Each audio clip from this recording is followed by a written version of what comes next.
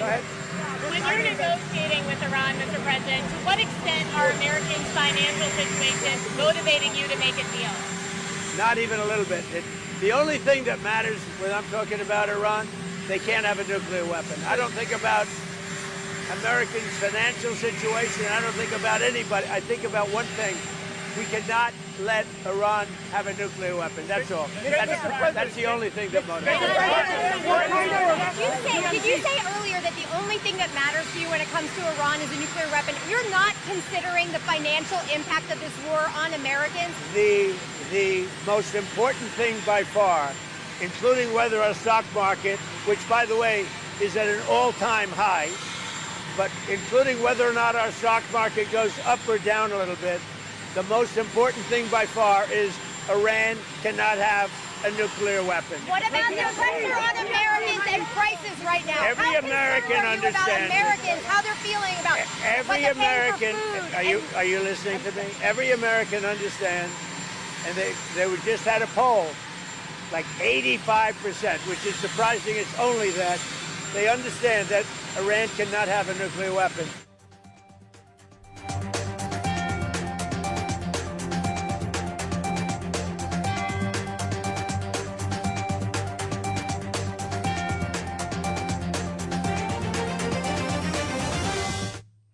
Yes, that was our Presidente, El Presidente, Donald John Trump. That is what they call him in court because he's a 34-time felon. I'm only belling with 34-time felons. But that's neither here nor there. Our president, once again, shows that he has a very laissez-faire attitude about whether the American public are facing any financial hardship because of the endless wars that he is perpetuating or because of the things that he is doing as president. And a big reason for that might be because, and you might want to listen up here, I think it's very possible, folks. It's very possible that our president and his family, they might be corrupt. No! No! Yeah, I'm sorry. No! I'm sorry. No! It looks like they might be. It looks like they might be corrupt.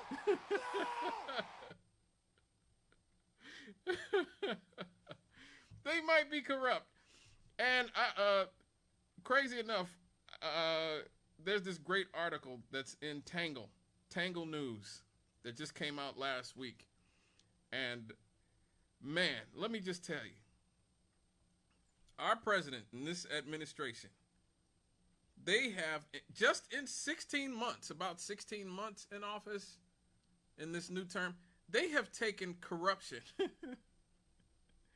and quid pro quo to a whole nother level. Big shout out to Tangle News for this story where they actually have itemized in detail all the corruption of the Trump administration. And I couldn't even include all of it, or we'd be here until tomorrow morning. And I don't think most of you have time like that.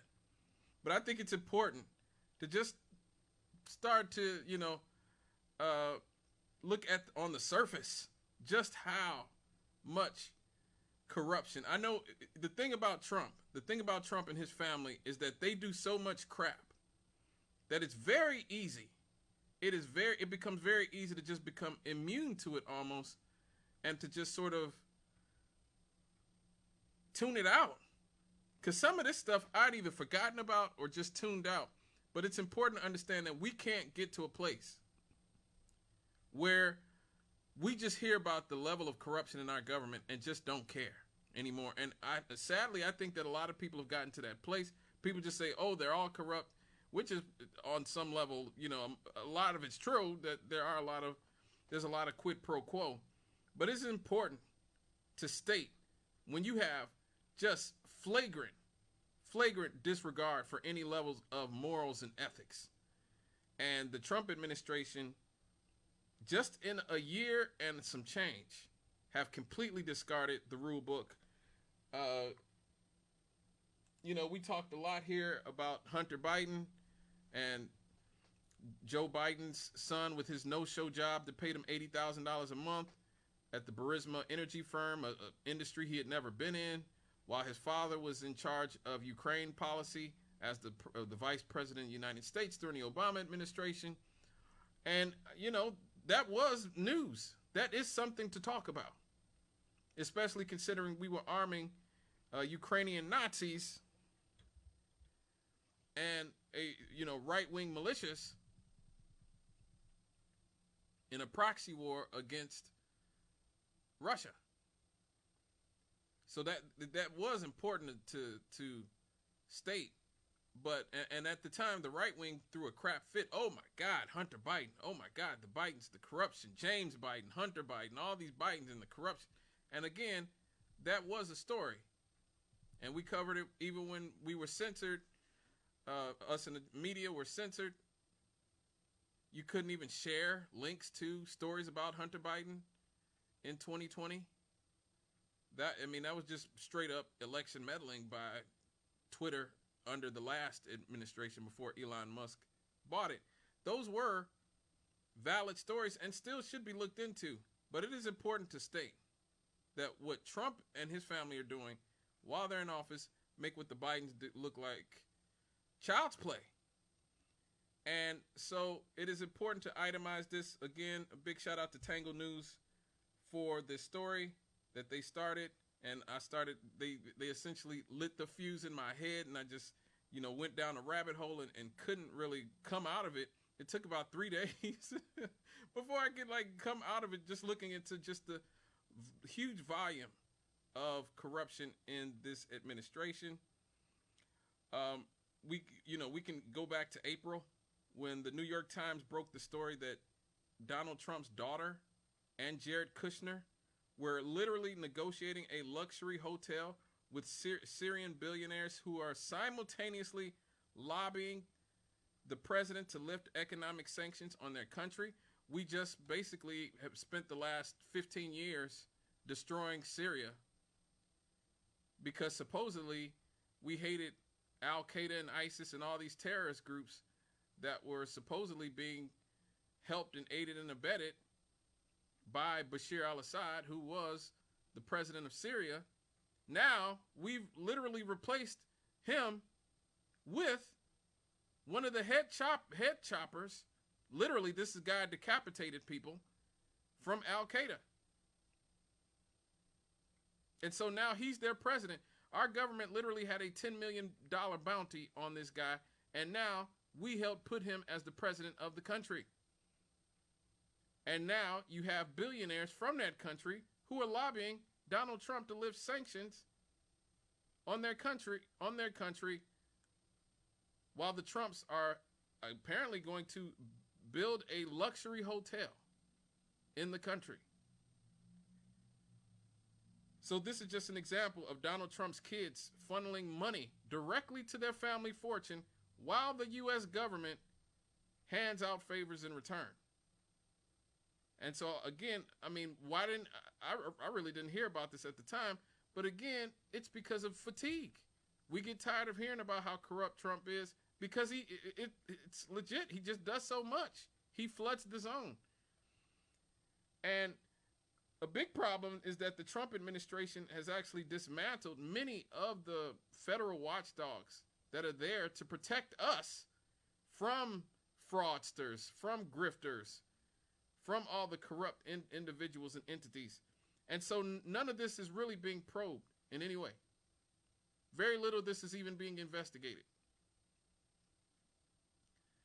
Now, for his part, just like you heard in the clip to start the segment, Trump often says the quiet part out loud.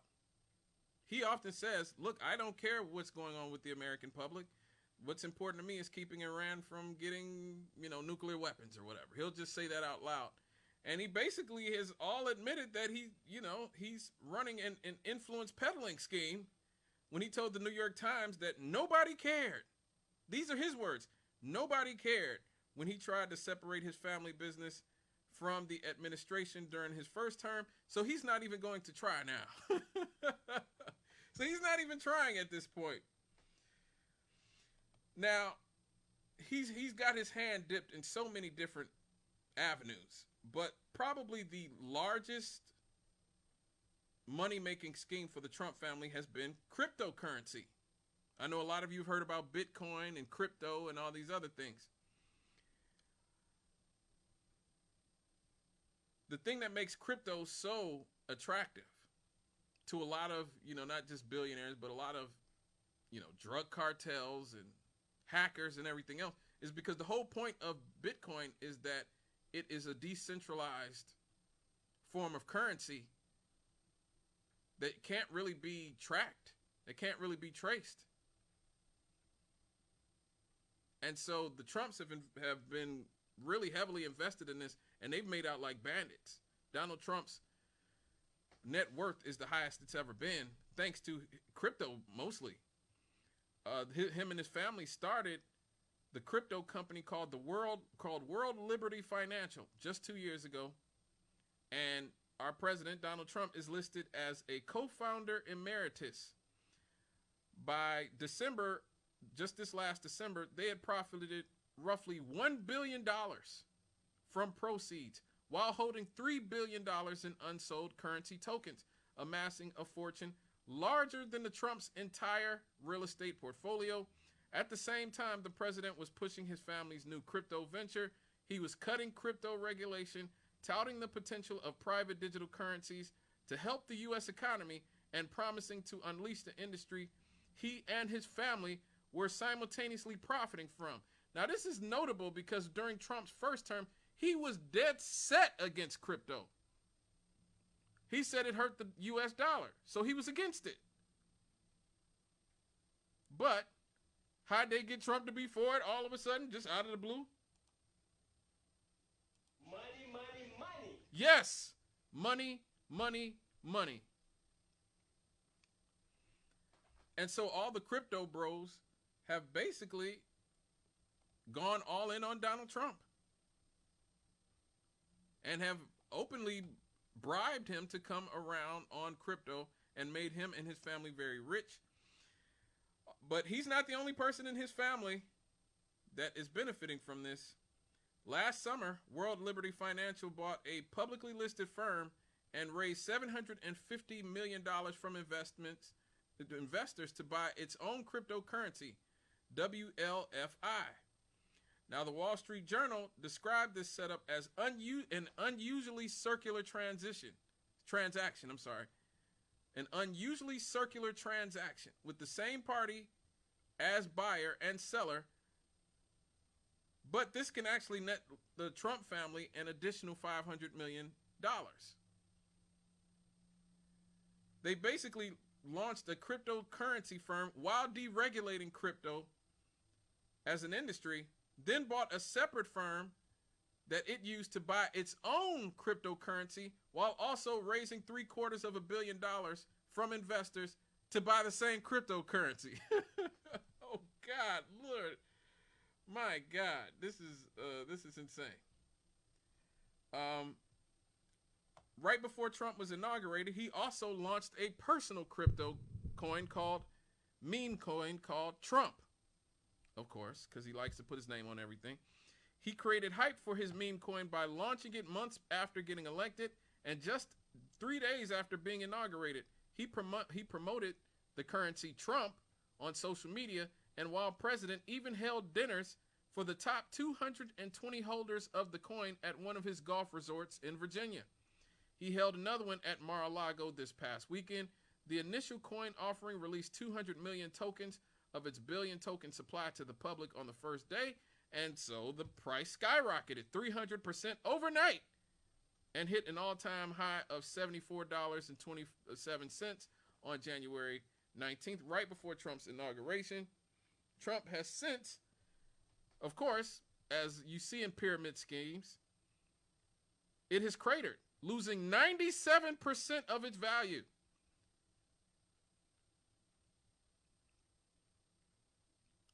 So if you bought $1,000 at its peak, your $1,000 would be worth $30 now, while him and his family pocketed all of the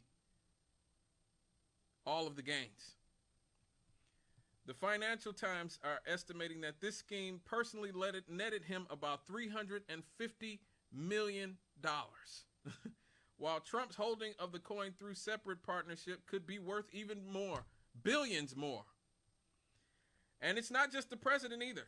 His wife, Melania, launched her own meme coin. I remember this, which also skyrocketed in value before the massive sellout, before the rug pull, before the pyramid collapse, where she benefited from what people call the rug pull. Most of the people who bought and held the coin based on the hype the Trumps created ended up losing most, or if not all, of their money, but the coin's creators got rich, or in this case, even richer.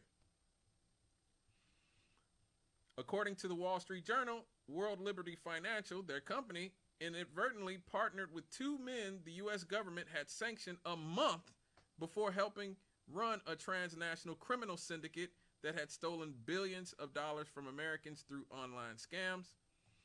Sheikh Tahnoon bin Zayed Al Nahyan, the brother of the United Arab Emirates president and one of the most powerful politicians in the Middle East, he's, and a firm closely tied to him, secretly signed a deal for a 49% stake in World Liberty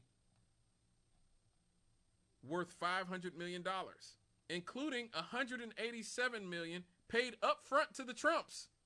So he just gave the Trumps, almost $200 million to put in their pocket.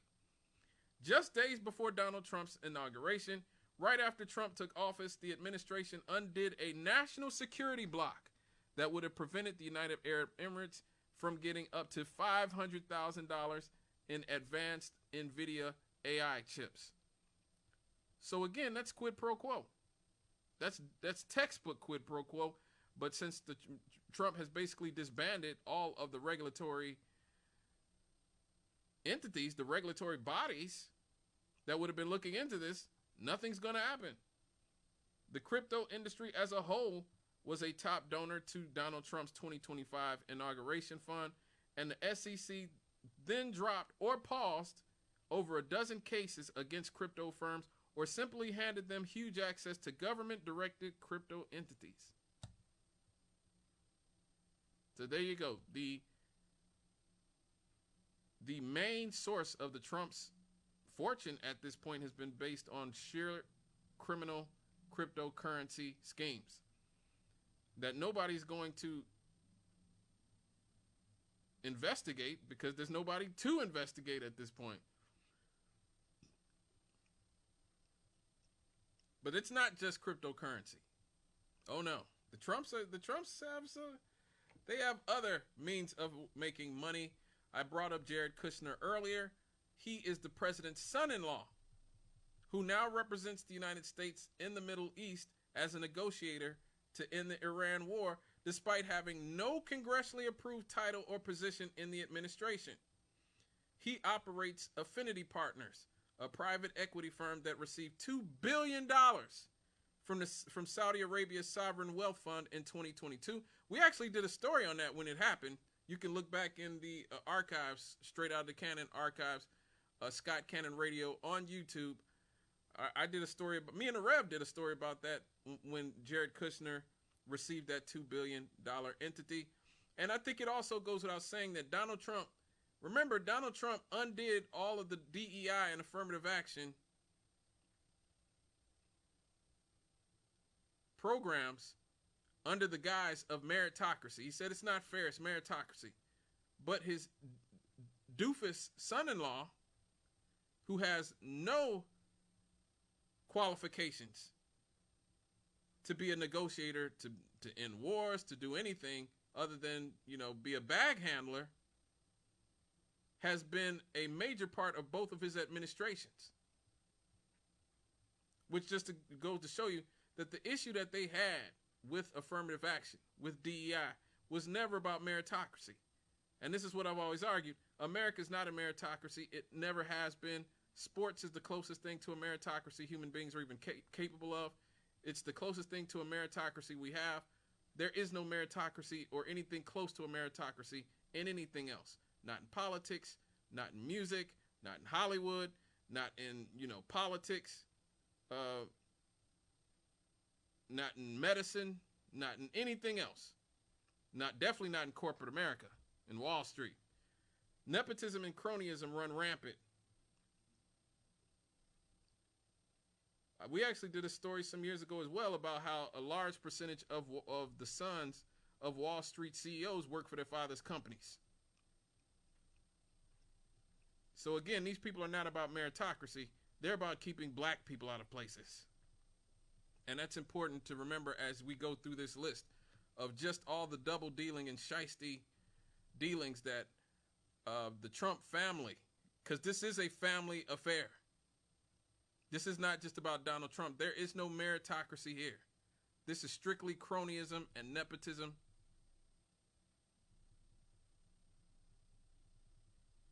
Double dealing and glad handing right here. This is all we have. But back to the lecture at hand. The Saudis are investing in Kushner's firm and pushing the president to continue investing U.S. taxpayer dollars, our taxpayer dollars, and to send our U.S. soldiers to fight more in Iran, a war we're not even supposed to be in. 75% of the American public are against that war. Iran is their territorial enemy in the Middle East, and so Israel and Saudi Arabia are pushing, in some instances, paying our president to keep going forward and doing what they want us to do, waste trillions of taxpayer dollars in Iran, and possibly get American soldiers killed, because this is not going to be a easy war to win. We've already pretty much lost the Strait of Hormuz, which was the whole ball game in the first place. So if they're going to even try to pull out some of the objectives that Trump says he wanted, they're going to have to send troops in there. And that means there's going to be a lot of dead troops, because Iran has 90 million people. And they have millions of people who are ready to die for their country and are willing to kill for their country.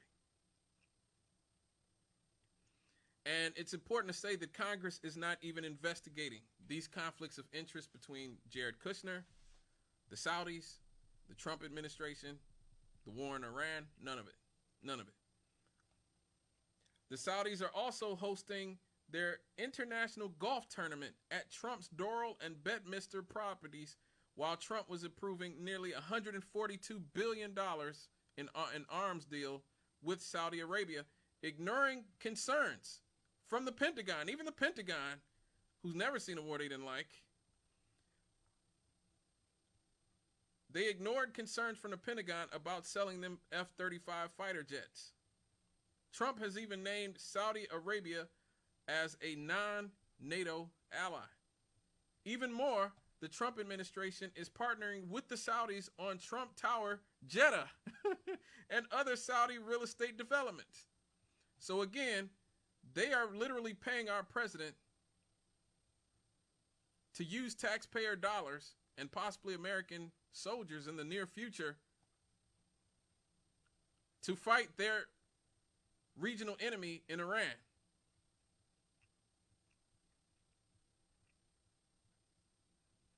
And then, of course, you have Qatar, or Qatar. I like Qatar because it sounds like guitar. There's Qatar, which offered Donald Trump a $400 million luxury airplane to be used as Air Force One, while simultaneously making investments in his crypto venture. Again, we're back at crypto, baby. We're back at crypto, baby. All culminating in a favorable U.S. arms sale worth almost $2 billion. $2 billion in March of this year. Money, money, money. Yes, money, money, money. 8 foreign governments have hosted or sponsored events at Trump properties in the first year of his second term. Trump's hotels also serve as a vehicle for profiting from diplomatic relations. Foreign governments have visited Donald Trump's properties 60 times during Trump's first year back in office and paid millions of dollars in direct payments to those properties. Once again, double dealing. Trump International Hotel received approximately $3.7 million from foreign governments. Trump has also happened to select the Trump National Doral Miami Hotel to host the December G20 summit this year. So, but, I mean, it's really crazy, folks. It's really crazy. I've always said that the difference between Trump and all these other people is that Trump is just out in the open. He's so brazen and braggadocious about his evil.